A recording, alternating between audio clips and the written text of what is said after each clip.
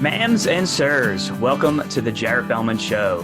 We are located here in our own homes due to the current situation, but my goal stays the same. It is to assist you in your personal and professional growth by talking to community leaders like our guest, Landon Bentham. This episode is brought to you by Pro 16 Productions. Pro 16 Productions combines experience, passion, and innovation to capture the essence of your projects. Landon Bentham is the Director of Sales and Marketing at Callahan and Rice Insurance Group in Fayetteville, North Carolina. He is originally from a small town, South Dayton, New York, outside of Buffalo. Is that right? Yeah. Landon graduated from Methodist University in Fayetteville, North Carolina with a degree in PGA golf management. He has worked in golf management and fundraising for institutional advancement before finding his way to the insurance industry. He is married to Emma and is the father to his son Sawyer, who is currently 3 years old. That's correct. And has recently added a daughter to the bunch with the birth of his daughter, Mary Austin, 3 months ago. Welcome to the show, Landon. Glad to be here, Jared. Thanks for having me. Appreciate it, my friend. Yeah. So I guess you could say we're competition, but I don't know if I've ever really looked at us that way. Are we competition? Is that how we describe our relationship? I'm not sure. I don't think I've ever described it that way. Okay, good. Yeah. But we are in the same industry. We do That's right. A lot of the same things. I guess if you were in Hendersonville or if I was in Fayetteville, we probably would not have the same relationship we have. Well, hopefully we would. Maybe not. That's true. Yeah. One of us would probably not like the other as much, depending on who. We'd have more to say about each other probably, but yeah, we're cool right now because there's a lot of distance between us, which is good. That's right. Yeah, the mountains and sea are far apart in North Carolina. Yeah, I probably would have never gotten in a small commercial if I was in Fayetteville, right? No, because I own that market, so wouldn't even try. Yeah. Well, I want to talk today about the importance of relationships like yours and mine. It started as a industry peer, and I think we've turned more into friends over the years. But why don't we go back to the beginning and talk about how we met? And I'm going to let you kind of lead that story. Well, first of all, I'll say that I met you pre-beard. That's the first thing everybody should know. So there was a time when Jared did not have this thing here. So anyway, I think that should be like a spectrum of like how long have I known Jared? Is the right, exactly, pre-beard. So there you go. That shows you the age of our relationship. No, industry conferences are widespread. Obviously, every industry has them. Jared and I, one of the things we discovered about each other is that we're both sort of morning people, and it was breakfast time at a conference in Raleigh, Durham, North Carolina, and we were both hanging out in the exhibit hall and grabbed the same high top table.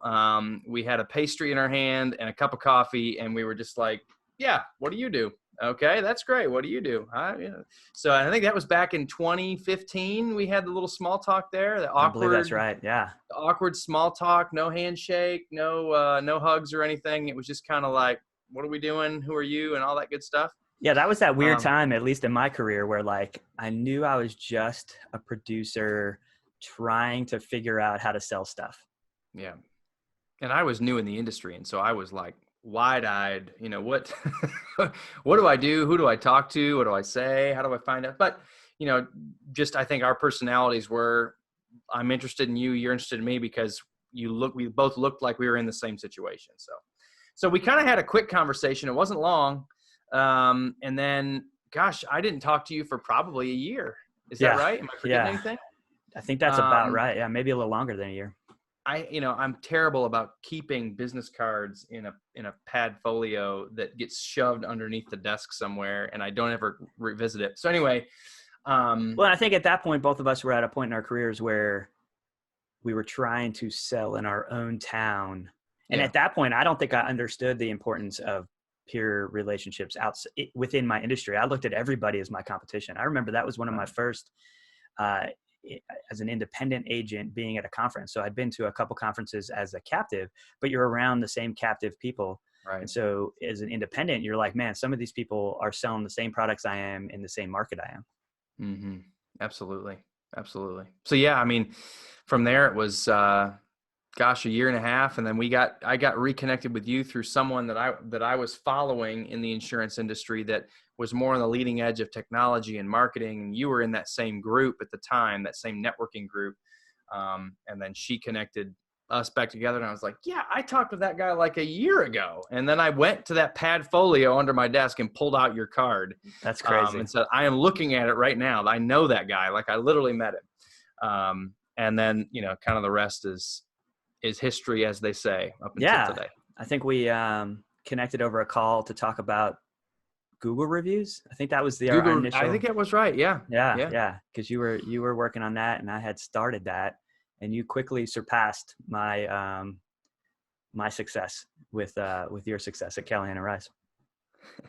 We had some fun with all that. Yes. Man, we've been through a lot though. I mean, a lot of iterations of our careers and mindset and what we focus on. And, I think you brought me on here to talk about the power in those connections. And man, that definitely describes your and I's relationship. I mean, we were both in circles with one another where we're pushing the envelope and trying to think about how our business works and how it operates and how we do it better.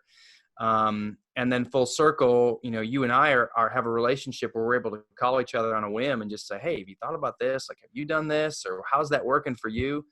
And it's just so helpful because you don't feel like you're on an island. So, yeah, I think that's a big statement, that you pull yourself off out of your own little bubble that you put yourself in, especially when, I know both you and I are in smaller towns. So, from an industry wide view, like, I don't want to say we're leaders in the industry, but we're definitely leaders in our industry in our small towns. And so, having a connection outside of that town helps. So let's talk about some of the ways that we have connected, maybe help some other people look for ways. I know initially, obviously, conferences was a big way that we connected, and we've been to several conferences together since then, which is always great. But Twitter was a big thing for you and I within the industry. Yeah, and it's interesting because I was never really that engaged with a community in a social environment, online social environment, any social media. That just wasn't part of what I did. But recognizing that was sort of the way that our industry was headed, and how you sell and how you operate and how you communicate with people. So I dove into a Twitter group, and we called it the 5 a.m. Club, INS for insurance. And you can go out there today and see all the. You may not want to. Maybe we're incriminating some people. But there are a lot of there are a lot of feeds out there that we all went back and forth on. Just a bunch of encouragement and, hey, what's happening here? Have you thought about this? Questions that we would ask each other in very specific ways and sometimes broad ways as to how our business operates in our communities. So, yeah, it was really cool to see how that started almost as a way to bounce ideas off each other, and really turned into an encouragement through that, whether it be the ability to ask others something that you don't have expertise in, or even just, hey man, I'm struggling with the season where I'm at in my career. Right. Yeah. No, it answered all those questions. I mean, answered those questions and then gave you the support you needed to get through some of the struggles that you go through. Because everybody's at different stages. I mean, I think the beautiful thing about, peer connections in general is that, there's always something that you can learn from someone, even if they're brand spanking new in an industry, even if they're there's some passion, there's some way that person uniquely says something or thinks about something that you can take that idea and go, man, that makes a lot of sense. I could apply it this way in my business. And you just have to get yourself in those situations for that magic to happen, you can call it. I've heard it called serendipity. I've heard it called a lot of different things, but it's like you get into this mindset with people that the sharing of ideas is really truly for the greater good of everybody. And when you're in that mode, you can communicate in a way that really adds value to what you're doing. And then you don't even realize that the way you said something is adding value to someone else. So it's hugely important for sure. Yeah. And I know just you brought up the fact that we didn't reconnect until we were reconnected by somebody else within the industry. Right. And I've seen that time and time again over the last 5 years is how many people I've been connected to through others that now that I needed to be connected to, but would have never been connected, but it came by 6 degrees of the insurance industry. Yeah. Um, I'd love to talk about that a little bit and maybe other ways that we connect. I know that there's a lot of industry groups on Facebook, and then there's obviously different organizations. So you and I belong to several different organizations where we can Right. cross pollinate.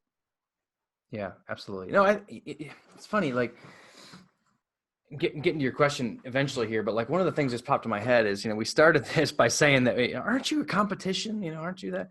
And that's a really common thing. I mean, if you take a look at, the real estate industry or anywhere where there's some kind of a sole practitioner of sorts, right? That like gets out there, is hustling and doing their thing.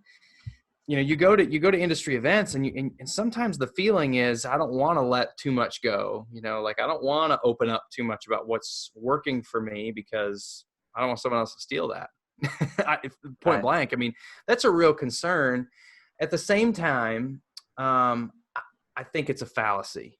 And I think that the more open that you are with other people, the more that you're going to get back from other people.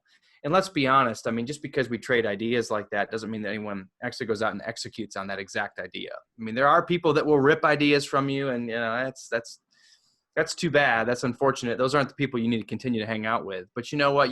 There's value that can be had in a much greater way if you do open up in those ways. So, Yeah, Gary I Vee will think, call it the scarcity mindset or whatever. I mean, it's trying to get away from that and getting into a mindset that makes sense for people. yeah, I always find that if I can help somebody that wants help and is just trying to better the way they take care of the Right. consumer, right? So a lot of our conversations are about the customer experience, not about how much money each of us are making, Right. which is why I love our relationship, because we're both client, drawn to how can we better serve and take care of and create the best experience there for a long time. But I think that anybody that is going to come in and take the same idea I might share with you and execute it, if they don't have that mindset, they're going to be 10 Right. steps behind anyway. And they're Right. starting after me. So Right. it also pushes me to continue to innovate and be better. So, Right. I always find that when I share, I then think, okay, now other people are doing what I'm doing. What's the next step? It's kind of like, I feel like I'm at my best when I'm teaching someone else what I know. When we brought on a recent new new employee here in the agency, I was responsible for training that person, and had to really dig into what my processes were and how I did things. And I submit video quotes to people. Well, that's sort of a foreign concept, and I haven't been doing it a lot. But man, when I brought him on, I'm doing it every time. Like, I mean, that's because it's like you're trying to show that, like, take the best things about what you do, and tell the other person that, hey, this works, and then you sort of have to, like, put up or shut up, right? And so I think we're at our best when we are giving, are communicating what it is that we like about what we do and how we do it well, because that doubles down for us in the back of our mind. I'm not a psychology major by any means, but I feel like when I speak it, it happens. When I'm thinking about it and dipping my toe in the water here and trying that, it doesn't work. And so I think that this is sort of a parallel thought to this peer relationship, in that, anytime that you're communicating with someone, whether it's in a teaching situation or just a peer-to-peer connection situation, you will be at your best, because I think that's the way that humans are wired. Most of us anyway, I would say. No, I think that's a great point. And I think that's a good segue to how we took our relationship to the next level. That sounded really weird coming out of my mouth. But we knew each other through the industry. We knew each other through conferences and seeing each other. I mean, we were even in Cleveland together for a long weekend at a conference. and have done trainings together on a lot of different things. But recently, it's been a few months now, you and I have been talking twice a month, just in a mastermind kind of setting where we are purposeful in bouncing those ideas. And I think what you just said is why we do that and took it to the next level, is because we're able to, in a safe environment, speak what we're working on and push that limit. And I know for me, it's allowed me to say, hey, this is what I'm trying. And it's either, sounds kind of good, let's tweak it here, or yes. And you get that affirmation from an industry peer that's like, yes, that is something that this industry needs. That's something your clients need. And being in the industry, it's not like, I don't have to question it. Right. So I know that you're thinking with the same clientele mindset. And so when you affirm something that I do, it's like, yes, I know if Landon says this is something good, then I should double down and go ahead and knock it out. Yeah. I think anyone that's out there that's in sales, it's our job, right, wrong, or indifferent, to sometimes put on a show, right? We sort of, we have a way about us. I think some of the best salespeople I've ever met, some of the best people I've ever met have a way of truly communicating authenticity in the sales conversation. But where I'm going with this is that you and I quickly were able to get away from, I'm going to communicate and I'm going to try to impress this person. I'm going to try to impress Jared with all that I know. Jared's going to try to impress me with all the wonderful stuff that he's doing and blah, blah, blah, blah. Because that's just the surface. And we all know in the back of our minds that half of that stuff probably isn't fully fleshed out. Another half of that stuff hasn't been executed on correctly. And, a small fifth of that is what's really working for us, right? And so I think you and I got to a place, and I think that's the reason that, that we see so much value in this relationship and the relationships that we share in the industry, is because we're able to pull all that crap away.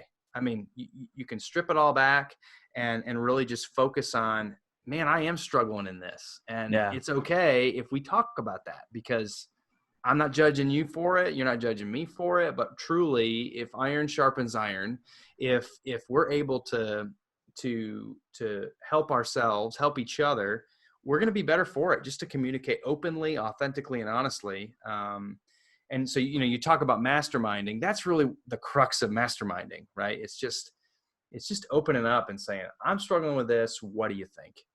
And that's where the benefit is.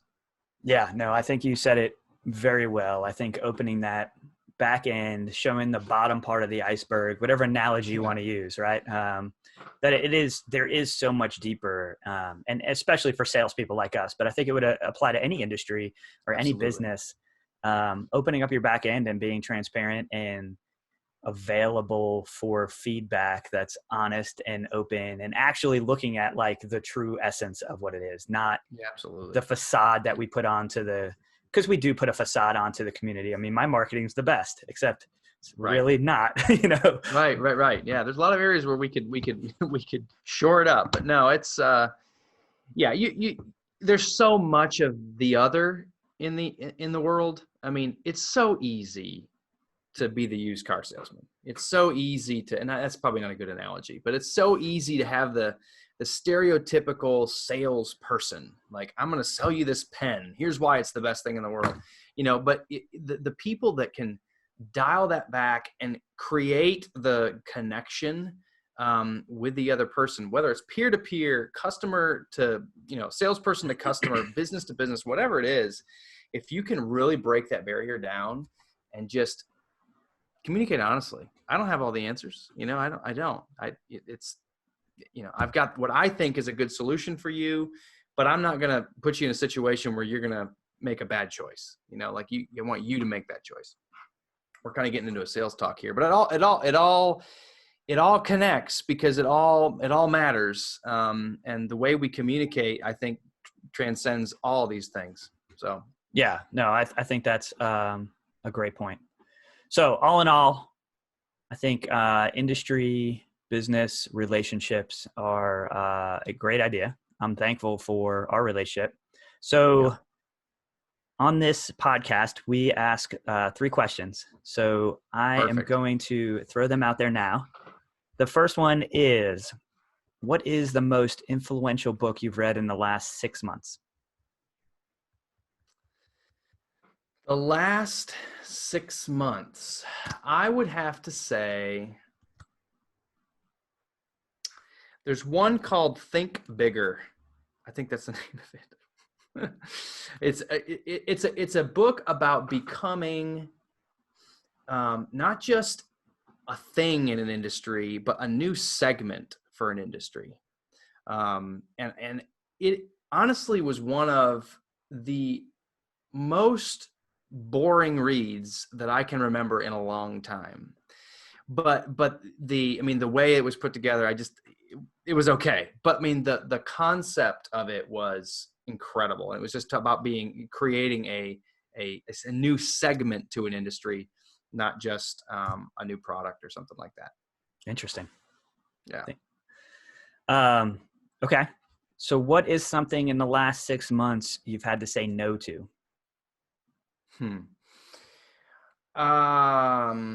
have I had to say no to in the last 6 months? I feel like every time I say no to something else in my life gets better. And so I've really honestly had to pull back from some of my, commitments to nonprofit stuff, and just some boards and things that I've been on, because it was honestly just eating up a ton of my time. And I felt like, the relationships that you make there were fantastic, but at some point you've got to sort of delegate that out. So yeah, I've had to say no to several like nonprofit things that my heart wasn't fully in it. But and it's been for the better. Yeah. I find protecting time is probably the common thread I see with that question. Yeah. And it sounds that's what you're doing. And I think Yep. it comes with growth comes with a reprioritization of what you're focused on. Yeah. 100%. Okay. Last question. If I were to All give you a billboard, you can put anything on it you want. Millions and millions of people are going to see it. What are you going to say? Wow, dude, that's crazy. I would, I don't want this to sound like well, that's kind of a cop-out answer, but if millions of people are going to see it, and I would probably use a hashtag, and it would probably just be #give GIV. And I take that from my time in fundraising. I take that from my time in nonprofit work before the insurance industry. I think the more that you give to any system, the more will come back to you. And it's not an if then, it's just, you don't expect it, but just the more that you give, the more that you'll get back. So that's kind of a altruistic answer, but that's what popped in my head. So that's what you got. I think that shows your heart. So I think that's a great answer. That's awesome. Well, Landon, I appreciate you joining us on the Jared Bellmund Show. It was great talking to you. I am honored that you would ask, and I've had an awesome time. So thank you for having me out. Appreciate it. Having me out. I mean, having me on my computer. I really appreciate it. Yeah. All right. Have a good one. All right. See ya. Thank you for watching the Jared Bellmund Show. Be sure to hit subscribe, ring the bell for future notifications, and check out the description for more information.